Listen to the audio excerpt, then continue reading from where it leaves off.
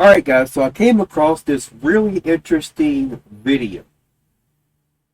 So this guy right here is ranting about some issues that we have in the call missions.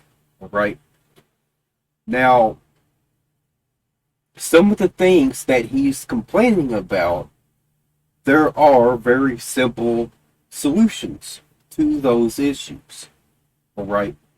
Which we're going to go ahead and address a couple of those right now.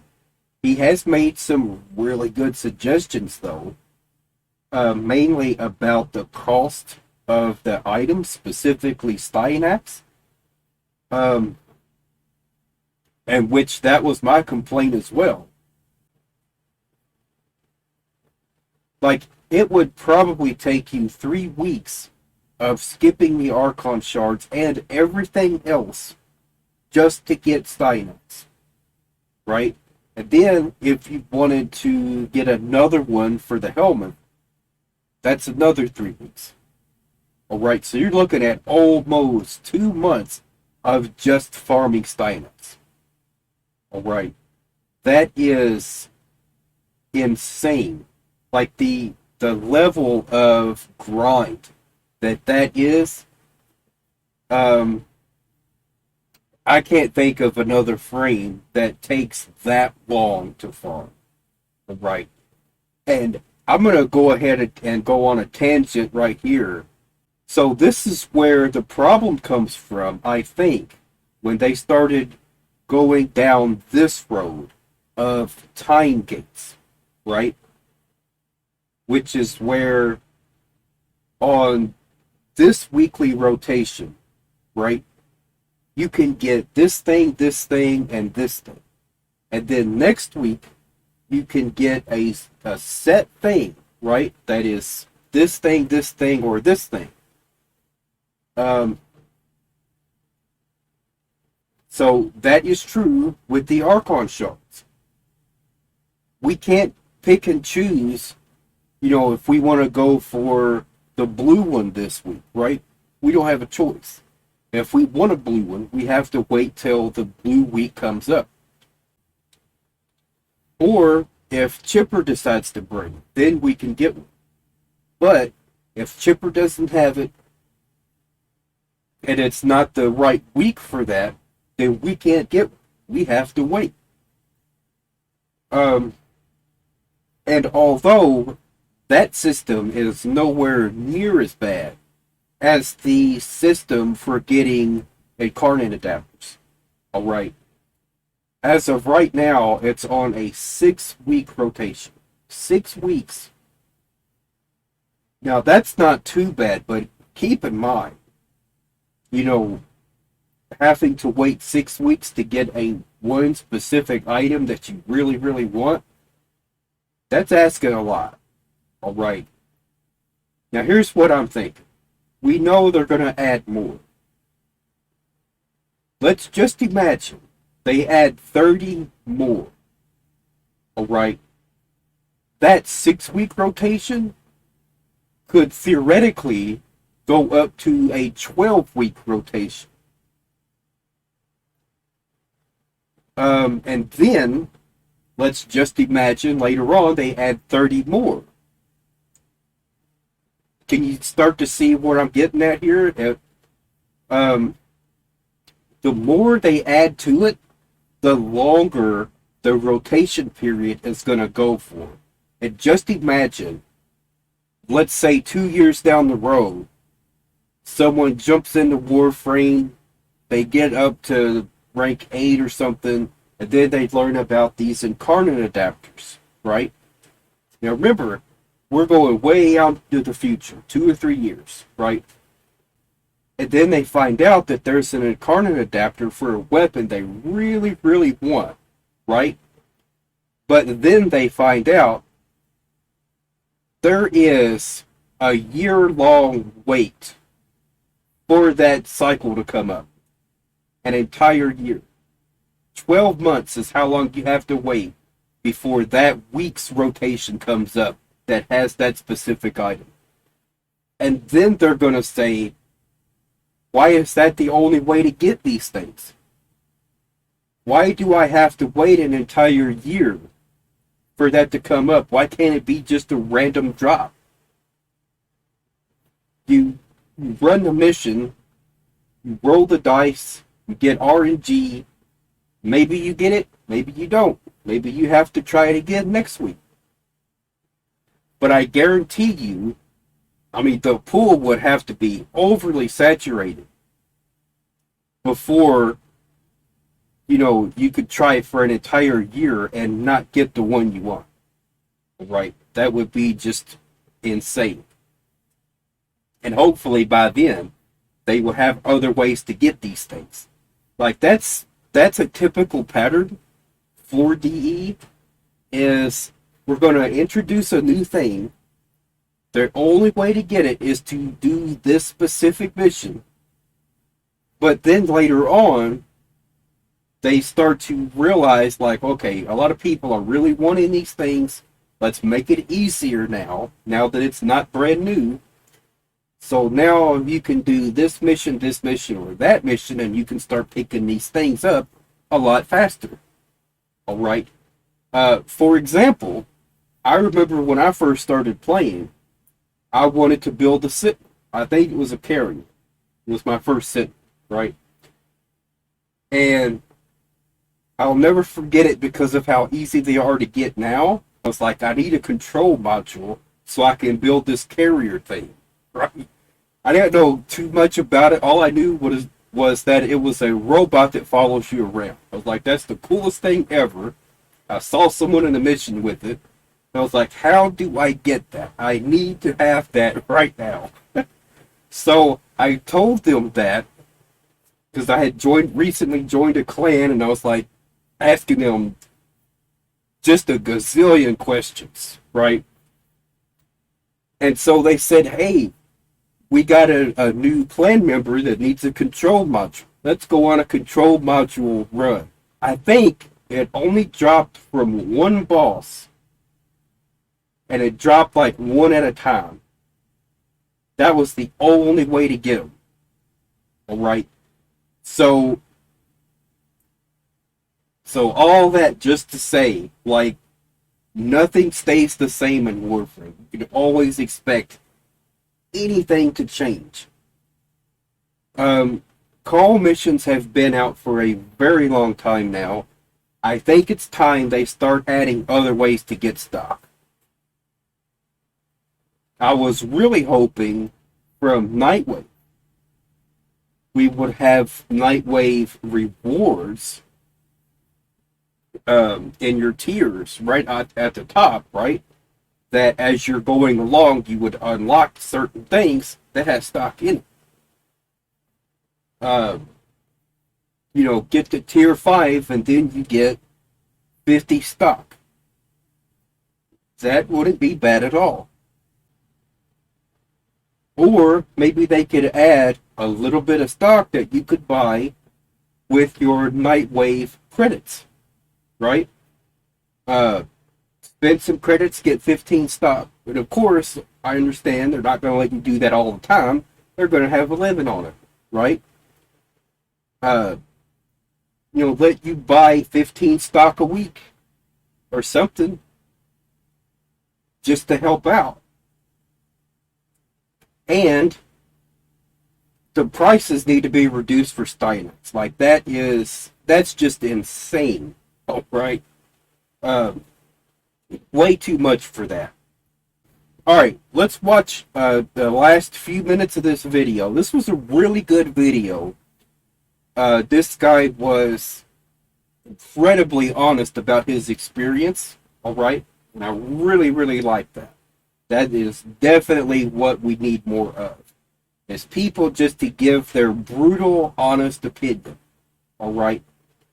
And that's not to say just be as brutal as possible, because then you're going in the opposite direction of what we need. We need constructive criticism, all right, in order for the devs to actually want to listen and take in that criticism, right? Yeah. Anyways, that's rant over. That's just me ranting about these missions because I've just been recently like losing my shit doing the Kahl missions that because every time I feel like I just miss something and it just you know makes me lose my mind. I'm like, holy fuck. Having to go back to that mission? No, there is no fucking way. I am not going back. The Archon Shard, they can shove it up at their ass. I am not doing this mission again. I'll just wait till next week and Now, here's what I will say. If I miss something, um, I will definitely go back because I want to get every single stock I possibly can. Also, I just made a video about this a few days ago. All right, you don't have to complete the whole mission. It depends on the challenge.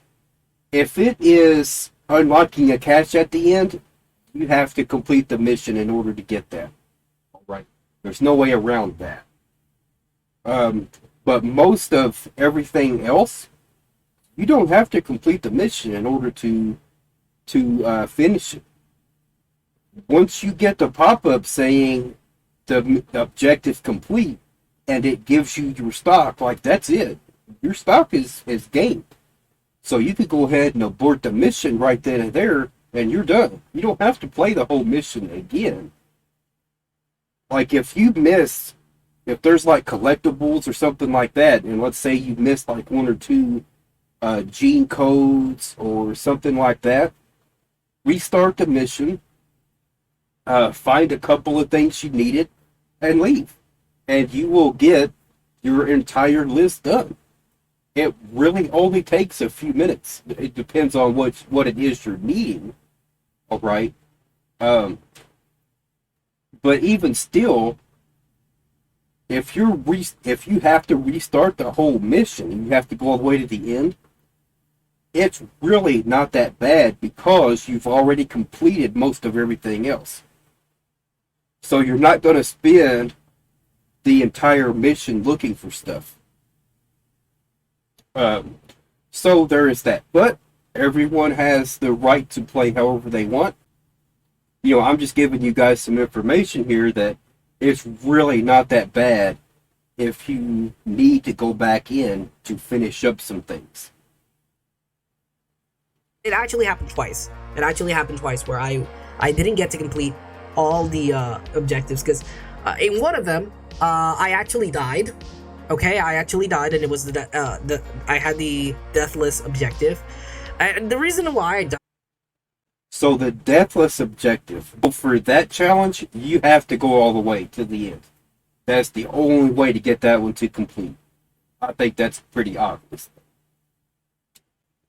Was because I was fighting with in the corpus styles at one. I was fighting with the spider, and the fucker got me stuck. Now, for me, I hate those things. I don't even like hearing that word. All right. So the trick that I utilize, because I have arachnophobia, like really, really bad. That's not what those are. Those are just big robots. All right. That's it. Now, if they had more legs and looked more like a typical, thing, then I don't know. I might have to just not get as many Archon shards because I wouldn't be able to play the mission. I wouldn't be able to do Fortuna either because then there's a lot of unnamed creatures running around that I do not like. All right. I'm going to go ahead and go off on another tangent, though, because in the Zeraman, I will not play Armageddon, at least not unless I absolutely have to, because there's a room in there that has a creature in it that is not robotic at all and looks like a typical thing that is unnamed. Right? So there is that. So anytime I have to do that mission, like as soon as I come into that room, I'm going right back out. I do not like it. I know they joked during a dev stream about making a Archon boss that was featuring that kind of stuff. I was like, no. Have some mercy on the people with arachnophobia. All right. We don't like that stuff. We don't want to see it. If you want to do that, then please give us an arachnophobia filter so we can cover that up with snakes or something else that we don't mind. All right. I don't mind snakes at all. But those other things, yeah, I don't like them. Like in a stagger loop, which I could not for the life of me get off. And I just died. I just fucking died. And I was like, you know what? Now, here's the thing. As I said, there are techniques and there's tricks that you can utilize that will help you to complete these missions easily. Alright? And that kept happening to me a lot. Over and over and over again, I kept failing that challenge. Because of that stupid robot. Really overpowered, by the way. Like, you need to get some distance away from that thing. And then, so you start running away from him. You know what he does? He sends out this sticky stuff. And then it drags you back to it. Alright? What you have to do, if you get stuck in that loop, right? Your best option is to either grenade or hurry up and use your missiles. Alright? That's what you have to do. If he's standing right in front of you and he's attacking you and you can't do anything else, then hurry up and get in attack mode, send the missiles down, and you've got him. That gives you time to get away and reset. If you start utilizing that tactic, your fail rate for fighting him will be a lot less. Also, the other thing I've noticed, the deacon can sometimes be fast enough to actually get inside that room. I don't know if that's a bug. I really hope it is, because I've had that happen a couple times. If you get a deacon in the boss battle with you, you're done. You don't have a prayer to get through there without getting killed. Alright? So what I do, as I'm running toward the doors, as soon as I see the deacon, I use the stunner on him. Right? That almost surely keeps him out of the boss battle. Because you stun him long enough, he can't catch up. Then, for me, I always have like a whole group of Moas that ends up following me in there. And if you don't take care of those quickly enough, that's the end of it right there. So what I do, as soon as I come in, I initiate the missiles and send them down and blow most of them up. Now, one time I tried to do that, but I missed and I died. Because at that point they were too scattered apart and I could not wipe them out quickly enough. I mean, there was a lot. There was about 20 of them in there. All right. So that's what you have to do. Stun the deacon. As soon as the doors close, you turn around, use your missiles, but don't miss. All right. As long as you wipe out most of them, then you're good. And then just use the tactic that I just told you about. So the other problem that he's brought up here is that Kahl's allies can actually interfere with your objectives. All right. So for getting consecutive kills within a certain time limit, they actually help. their kills go toward filling that quota. All right. So what I would do if you're having trouble getting that done, there is a open area. What you want to do, go to an empty spot way before that room, that big open room, right? Look at the ground and tell your allies to hold position. They will all go to that one spot and they will stay. Then you want to go running around and getting a big group of enemies to start following you. Then run towards your allies, and they will wipe out the entire group, and you will get that achievement unlocked. It is that easy. So I've even had that achievement unlock all the way at the end during the boss battle. It is not super hard there either. The part that he's mentioned, though, where they interfere, is getting kills with grenades, and that they do.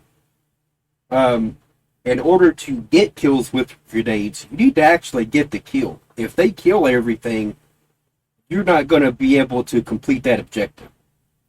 So again, if they are interfering with that, point to the ground and tell them to hold position. Give yourself some breathing room away from your allies, and then go kill with your grenades. So that is the best way I have found in order to do that. Right? Much, much better.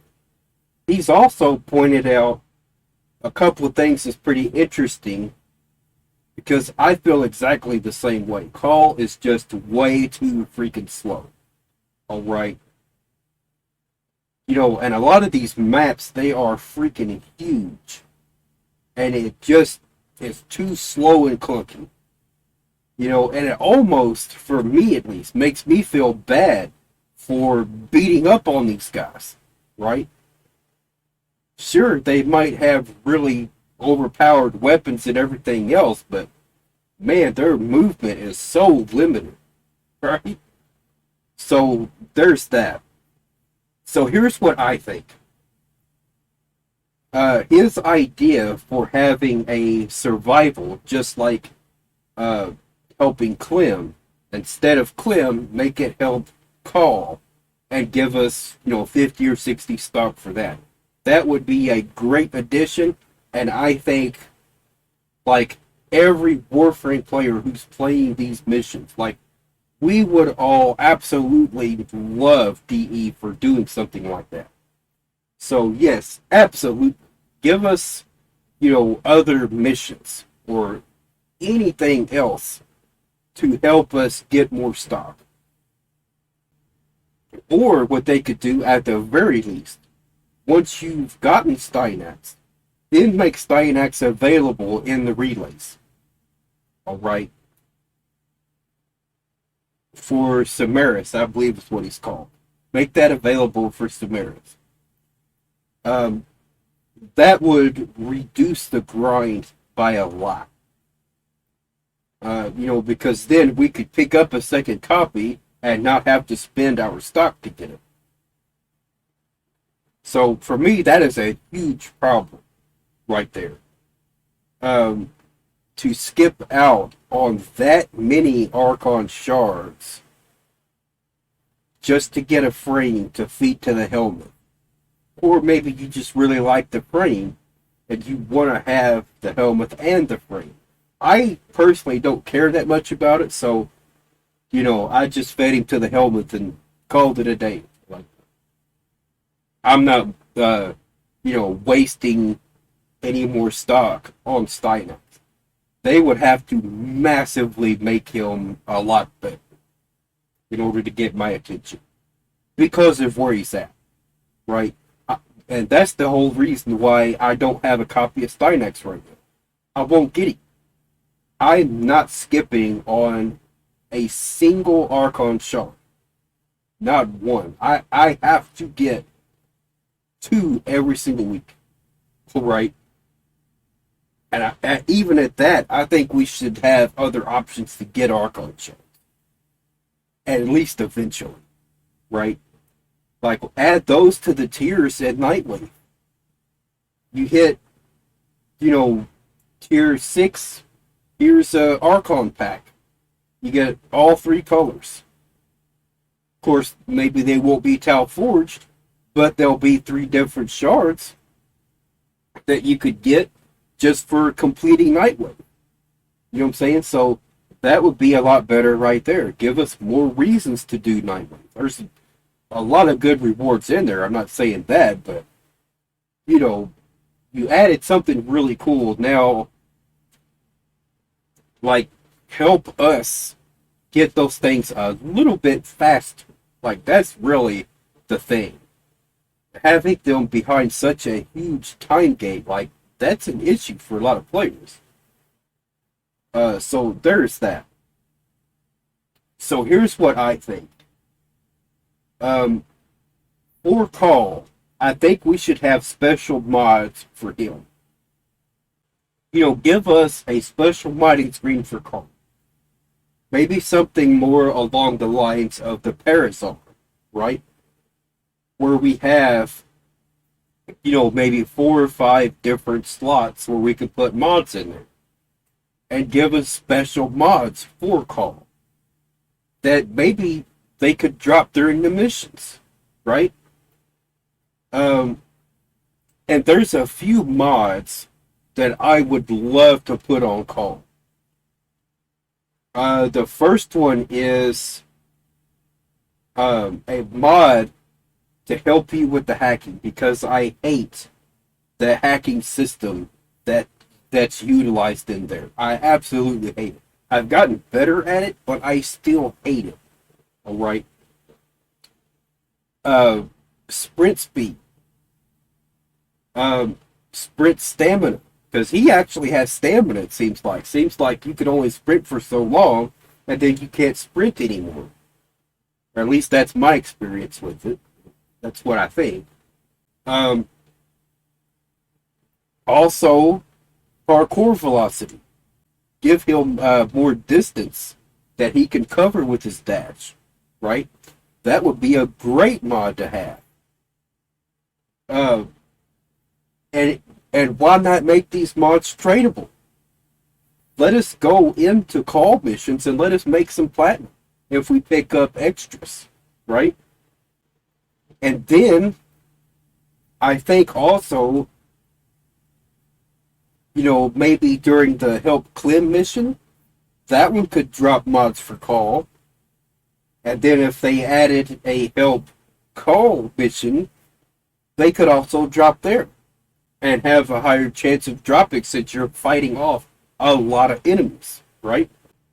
So I just wanted to let him know and let everyone else know who might see this that there are a lot of really good techniques that can help you complete these missions in their entirety. Alright?